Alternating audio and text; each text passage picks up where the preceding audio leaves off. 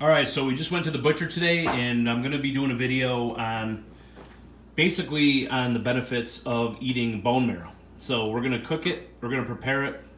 We also got these awesome looking center cut pork chops. This butcher in particular that we bought from today is a little on the expensive end, especially it was $17 for this bone marrow, and that should be at a normal butcher, that should be about $6 to $7 worth of bone marrow. But they're in a high-priced place where we went, and you know they get it because they can. So, anyways, I wouldn't suggest paying that much, but we really wanted some, so we got it.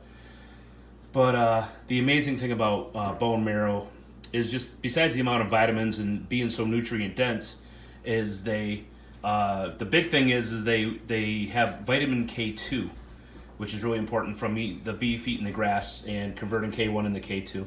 Vitamin A and some other things, but the stem cells grow in the bone marrow, so you're going to be eating all that nutrient within them. And so when we come back, we're going to show you the prep and the roasting, and then we'll show them how they look. Okay, guys, so we're going to prep these. First, we're going to throw some Himalayan salt on them.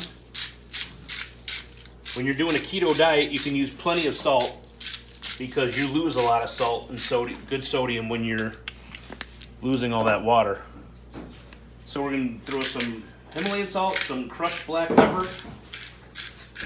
All you need are 3 things on these to make them taste real good. Is that salt, pepper, and garlic powder. So we're going to pretty good. put the garlic powder on these. I'm preheating my oven now to 375.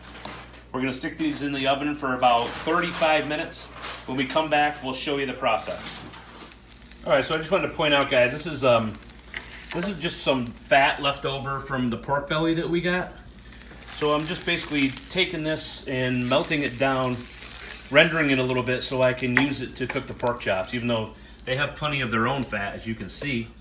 So we're just going to take this, we're going to render that down, and I'll show you the pork chops as well after they're done.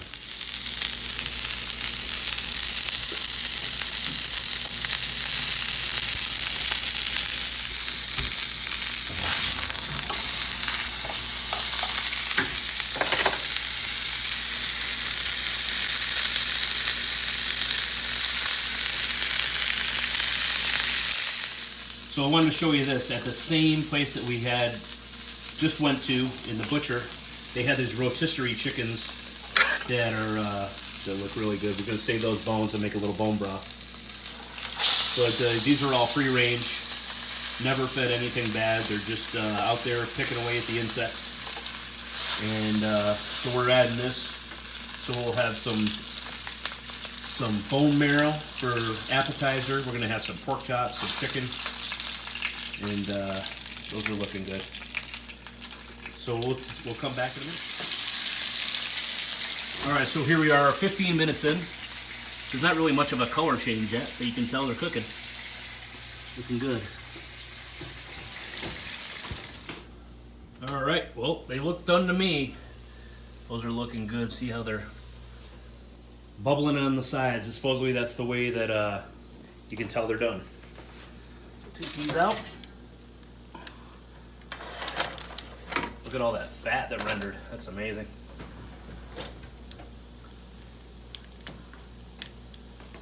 Ooh, those look good. Look at that bubble.